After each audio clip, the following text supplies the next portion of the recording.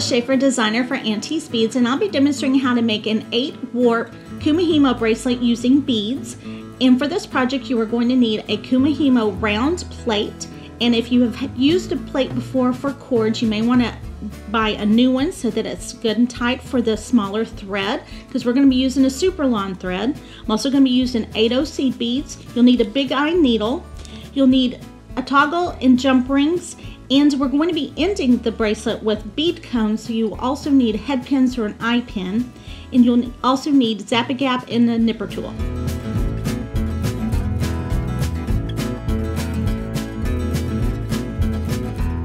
Okay, to do the beaded Kumihimo bracelet, what we're going to do is you'd use the same amount of thread that you would as you were doing a rat tail bracelet. But what we're going to do is use this super lawn, which is a heavy thread, and I think this is number 18 is what the number of the super lawn is.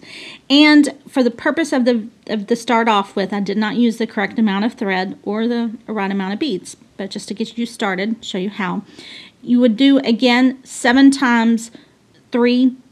I'm going to triple this one, so it'd be 21 inches, but also, I add a few extra here and there. So that's all right. And you would double that if you want to do it this way without knotting it. So you would do 42 inches or so. Now, as far as how many seed beads you put on, if you're using an 8/0 seed bead, which we are doing today, you can assume that 8 of your 8/0 seed beads is going to be an inch. And you want to account for an inch of seed beads per inch of bracelet. So if I were doing a 7-inch bracelet, I'd want 56 seed beads. And I always add about 60. And again, I really don't have that many on here right now, but that's okay. What you would do when you're doing your actual project is do about 60 8/0 seed beads. So what we're going to do first is find our center of all of our threads. I've actually got 4 threads here, but it's going to be 8 warps because I've doubled them. And I'm going to slip on my weight, and I'm actually just going to open up the jump ring, slip them on, and this will be my weight. I'm going to drop this in the middle of the disc, and we're going to load it just as we would a normal Kumihimo that we were doing. And then grab a hold of the middle here, and what we're going to do is put 2 at the north end, 32, and then 2 in the south, 16, and 2 over here on the west side.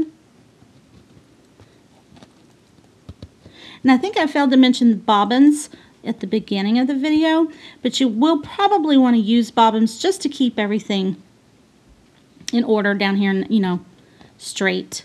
So now I'm going to bring all this up. We have the middle, the center, and what we're going to do is we're going to do several rounds. You want probably 1 inch to 1/4 inch of braid plain without any seed beads, so that when we add our bead cone here on the end, we've got enough room to add this without having any seed beads in the way. So I'm going to go ahead and we do everything just like we would normally do Kumihimo. And bring it around. And it's going to be, this is why I said you might want a new disc, because everything's going to slide around a lot in this with the thread. So again, I'm just going to, just as you start it, you'll have to make adjustments.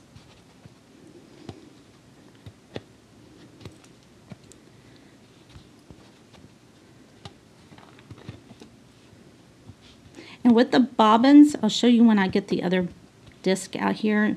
The bobbins are great because it kind of you can keep most of your seed beads inside the bobbin and just drop a few out at a time to work with. It makes it just a little easier to work with. But again, we're just going to get this started.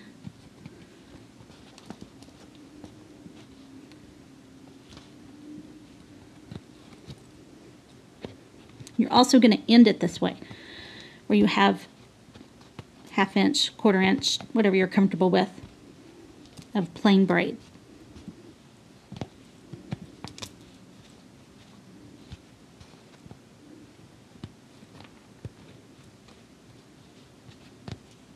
And then we can start dropping your beads in.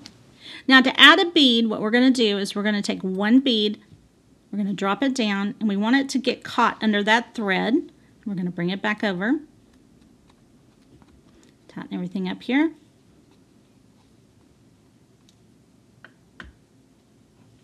I'm going to take the next thread. This takes just a little bit of finesse and practicing, but once you get it, they just kind of start falling in place. Okay, then you turn. Slide one bead up at a time.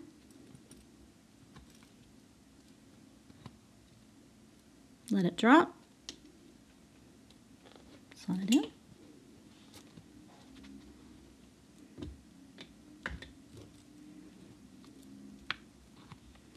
Let it drop. Bring it down. You can get the idea of how this works now. Take another bead, drop it. Just make sure it gets tucked under that thread. And you get your tension.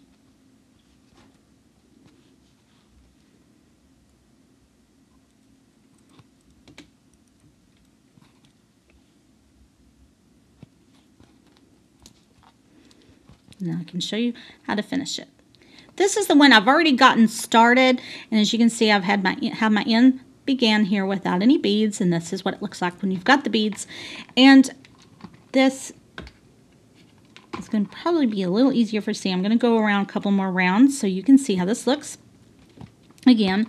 And as it builds, it does just get much easier dropping those in and letting them slide up underneath that thread. But on this bracelet, the very first one I did, I actually made it too long, so I'm going to have to create a necklace out of it. But you probably want to do about, for 7.5 inch bracelet, you probably want to do about 6 to 6.5 inches of beads, which to me, I'd rather it be just a little too short, because you can always add, when you add your toggle or a clasp, you could do chain or, you know, some other kind of finding to lengthen it at that point, or even add, you know, a bead at the end of your bead cone. And this is also where I mentioned the bobbins, where they come in handy, because I have just wound my thread, and even some of the beads are captured inside the bobbin, and I can just pull them out when I need them, but I keep a few off. In fact, this one I need to go ahead and some off, and then to the end, just remove it. But it just kind of keeps everything from tangling, helps you get the beads out. We're going to keep doing this. I have, as I said, added extra beads, more than I needed. So I'm going to end here and start just doing the end without any beads on it.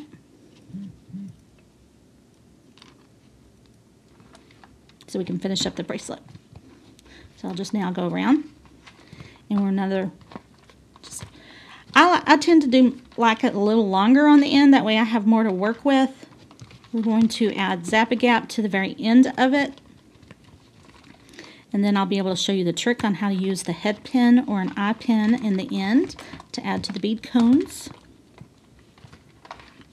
And again, when you're doing this, you really need to have this off the table so that your weight works for you. So again, I'm just going to go around and make my end plain. And again, since I am sitting on the table, I'm going to be kind of tugging on this to get my tension.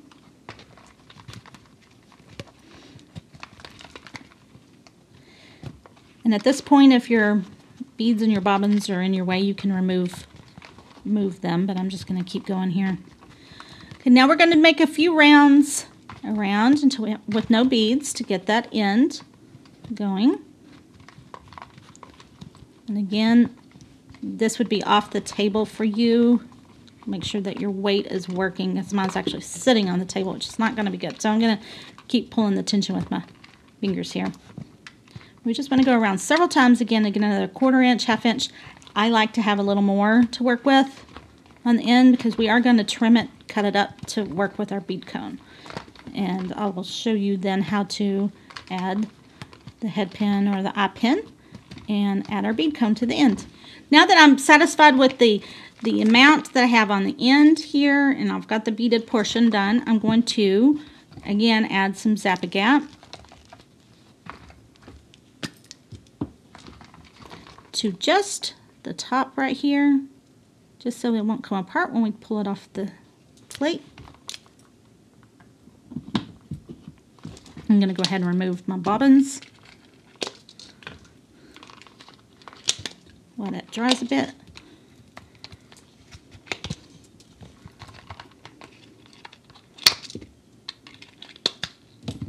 And then we can release it from the plate.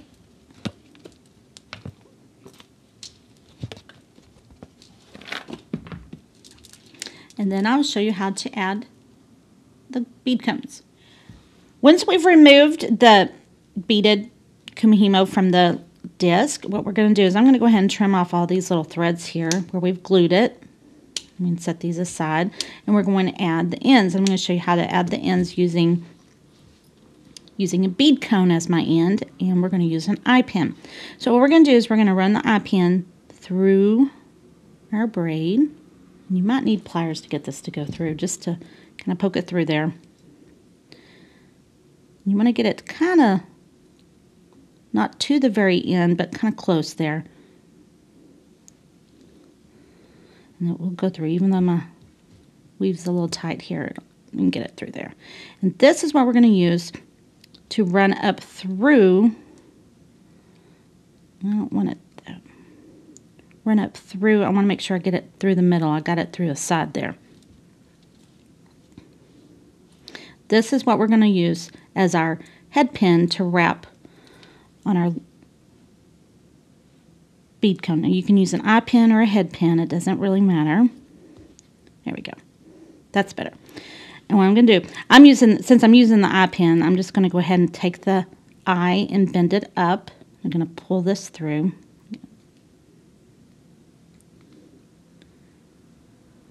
And I'm going to run it completely up like this. Now I'm going to run the bead cone over this to see how much I want to trim off here, because you want it to fit. So I know I need to trim some of this off, so I'm just going to slide this down. And first of all, I need to finish those ends. I'm going to put some more glue on it so we don't come undone. I'm going to trim it off.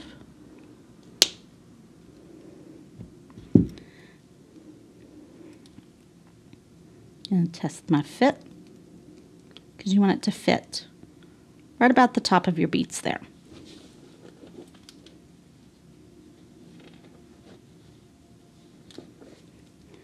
Then I'm going to take, you can use a crystal or a bead or, you know, whatever you'd like. I'm going to use some of these seed beads, and I'm going to make a little loop here. So we're just going to wrap a loop. So I put a seed bead here so I can stop my wire from coming through my bead cone. So I'm just going to wrap a loop here, and then we're going to attach our clasps to this loop.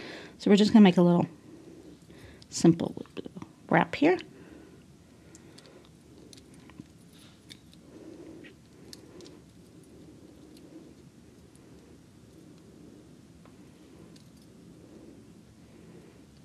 Take your nipper pliers and trim that off, and then we're going to work on the other end. See how nice that finishes that end?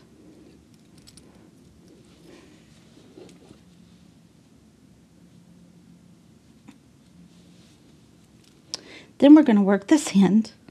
I'm going to glue the edge here before I snip this off. And we're going to run in another eye pin through the bottom here to go through the middle.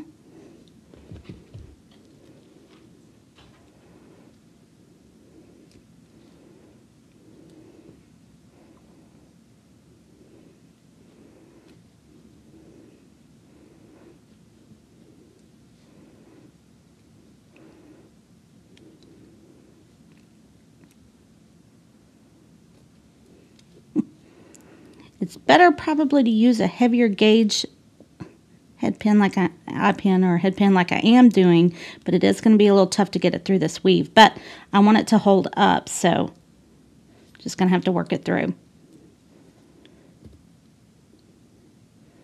And obviously you don't want to glue this part. There we go, through. And I still didn't get it through. I just got it through one thread like I did earlier, so I want to make sure I get it through the middle, so I'm going to do it again. And then maybe just takes a little bit of working through there, but you can get it to come through.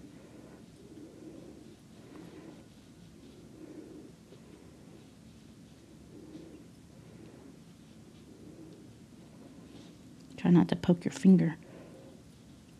There we go. Now I got it. That's much better. And again, I'm going to bring up the eye. And I'm going to bring this up. And I know I've already glued this, so I am going to go ahead and trim it, because I knew I had to trim it from the other one. Make sure it's up nice and straight. Take your bead cone, slide it on. That's a nice fit. Then I'm going to snip some of that off. Add my seed bead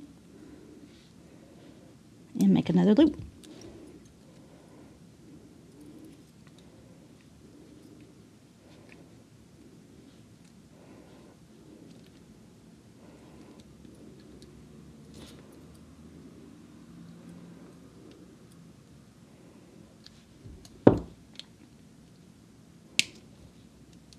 And then we'll be ready to add the clasp with some jump rings.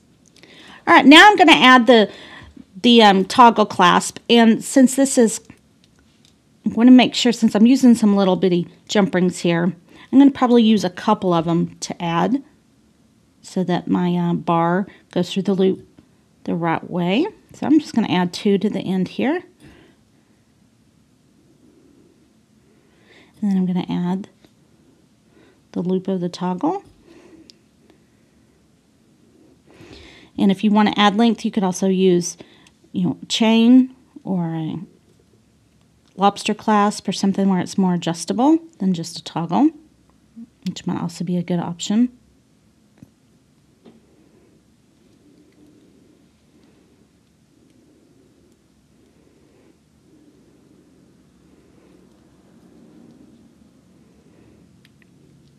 Make sure we get my jump ring closed here. Then I'm going to do the same for the other end.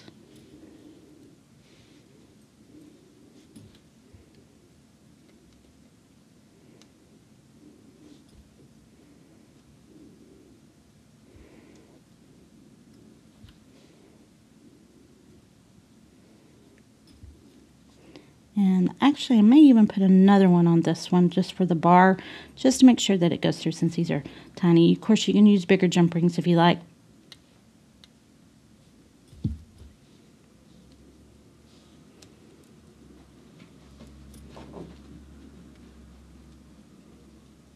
Here we go. And make sure everything works okay.